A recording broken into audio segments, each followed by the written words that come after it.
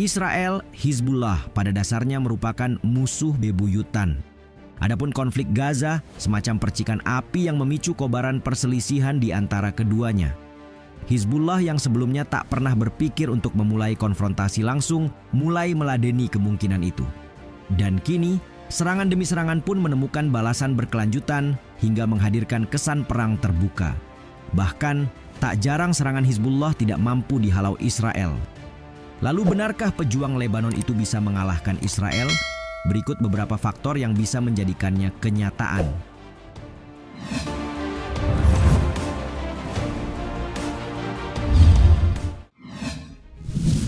Persenjataan yang semakin canggih. Konflik di perbatasan Lebanon-Israel telah bergeser ke arah yang lebih buruk dalam sebulan terakhir. Hal ini sekaligus menjadi kesempatan adu dominasi di kawasan, khususnya bagi Hizbullah yang kian getol memamerkan sistem persenjataannya. Persenjataan Hizbullah telah berkembang pesat sejak tahun 2006. Roket-roket yang ditembakkan pun kian canggih, dalam hal ini dapat merekam gambar ketika mendekati target. Nah, gambar-gambar itulah yang kemudian disiarkan di TV Al-Manar milik Hizbullah. Kelompok asal Lebanon ini juga sempat menembakkan roket artileri Falak 2 buatan Iran untuk pertama kalinya pada 8 Juni. Di mana kali ini roket mampu membawa hulu ledak yang lebih besar daripada Falak 1 yang pernah ditembakkan sebelumnya. Serangan-serangan Hizbullah ke Israel disebut pakar sebagai aksi pamer senjata yang dilakukan di tengah eskalasi perang dengan Israel di perbatasan. Hizbullah menunjukkan jenis kemampuan yang mereka miliki dalam upaya memperkuat daya tangkal untuk perang konvensional, kata Seth G. Jones, wakil presiden senior di Pusat Studi Strategis dan Internasional di Washington.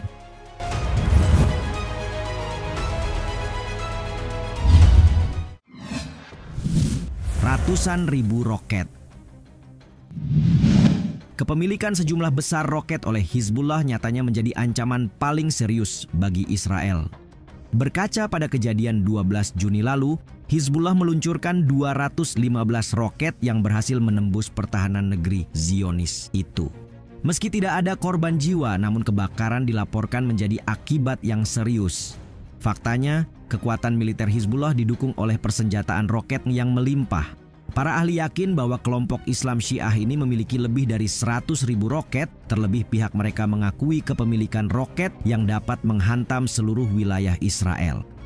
Banyak dari roket itu yang tidak terarah, namun mereka juga memiliki rudal presisi, drone, dan rudal anti-tank, serta anti pesawat dan anti kapal.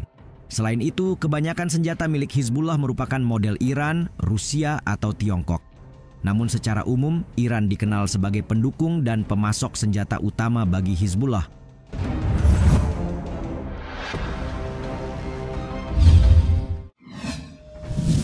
Rudal presisi yang sulit dibendung. Saat melawan Israel di tahun 2006, roket terarah merupakan bagian terbesar dari persenjataan rudal Hizbullah. Saat itu Hizbullah menembakkan sekitar 4.000 rudal ke Israel, yang mana sebagian besarnya merupakan rudal gaya Katyusha.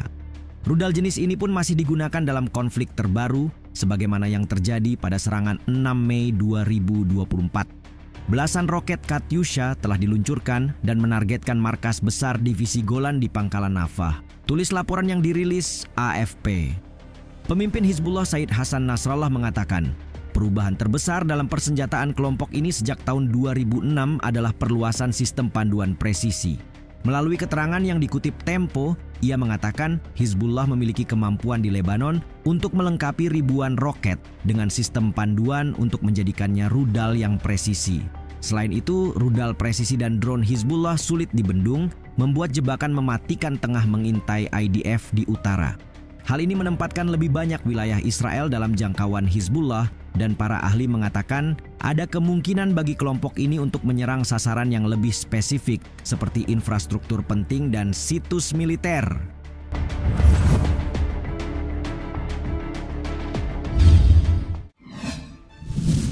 Rudal anti-tank. Hizbullah menggunakan rudal anti-tank berpemandu secara ekstensif pada perang tahun 2006. Untuk selanjutnya kembali mereka kerahkan pada pertempuran baru-baru ini.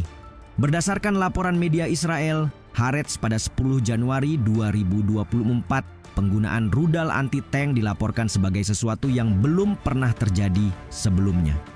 Ini adalah penggunaan besar-besaran setiap hari terhadap warga sipil, tentara, kendaraan, kandang ayam, dan rumah di utara, kata seorang peneliti senior di Institut Studi Keamanan Nasional, Yehoshua Kaliski.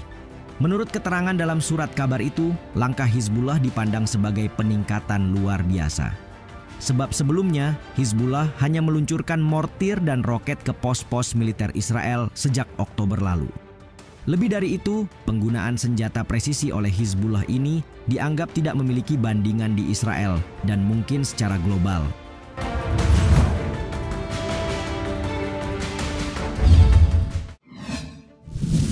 Rudal anti kapal. Haaretz memang melaporkan penggunaan rudal anti-tank Hizbullah sebagai senjata penembak jitu. Namun keberadaan rudal anti kapal juga termasuk salah satu senjata yang keberadaannya dianggap signifikan dalam menekan Israel. Hizbullah pertama kali membuktikan bahwa mereka memiliki rudal anti kapal pada tahun 2006. Tepatnya ketika mereka menyasar kapal perang Israel berjarak 16 km dari lepas pantai dan menewaskan 4 personel Israel setelah merusak kapal itu. Adapun dalam konflik terbaru, Hizbullah dilaporkan dalam ancaman terselubung untuk kapal-kapal AS yang dikerahkan. Asumsi itu hadir bersamaan dengan keluarnya peringatan pemimpin Hizbullah Sayyid Hasan Nasrallah pada November terhadap Washington. Mengutip Reuters, 2 sumber di Lebanon yang mengetahui persenjataan mengatakan bahwa yang dimaksud Nasrallah di sini adalah kemampuan rudal anti kapal Hizbullah yang sangat ditingkatkan, termasuk rudal Yakhont buatan Rusia dengan jangkauan 300 km. Laporan media dan analis selama bertahun-tahun mengindikasikan bahwa Hizbullah memperoleh rudal Yakhont di Suriah setelah dikerahkan di sana lebih dari 1 dekade lalu. Kendati demikian, Hizbullah tidak pernah mengkonfirmasi kepemilikan senjata tersebut.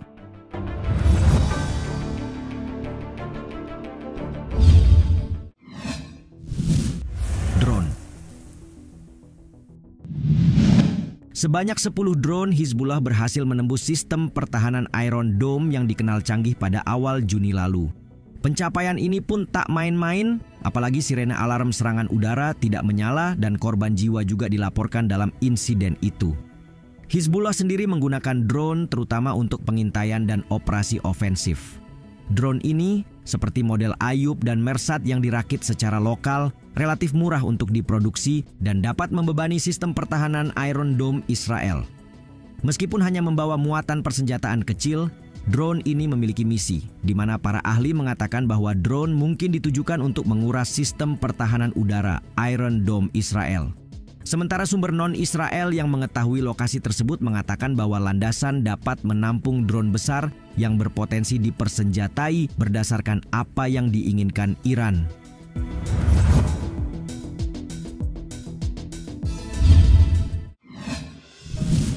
Lebih banyak kejutan. Hizbullah dalam keterangan berulang memperingatkan bahwa gencatan senjata hanya akan terjadi jika perang di Gaza berhenti. Puluhan ribu orang telah mengungsi dari kedua sisi perbatasan. Menurut perhitungan Reuters, serangan Israel telah menewaskan lebih dari 300 pejuang Hizbullah dan sekitar 80 warga sipil di Lebanon. Di sisi lain, serangan dari Lebanon telah menewaskan 18 tentara Israel dan 10 warga sipil. Meski lebih banyak korban di pihak Hizbullah, tak bisa dimungkiri bahwa kelompok ini punya banyak gebrakan yang membuat Israel merasa cemas.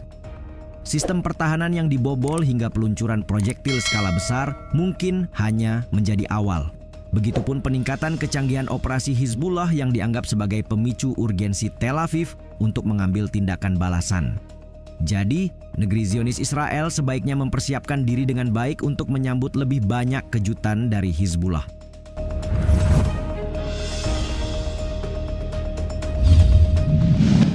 Sebelum konflik yang dilatar belakangi perang di Gaza, Israel dan Hizbullah telah menghindari bentrokan besar sejak perang selama 1 bulan pada 2006. Pada dasarnya, mereka menahan diri untuk menghindari ancaman kehancuran yang dahsyat. Namun kini semua kemungkinan bisa terjadi, terutama karena Hizbullah amat terorganisir dan Israel telah waspada akan itu. Menurut kalian, Akankah Israel benar-benar hancur di tangan Hizbullah?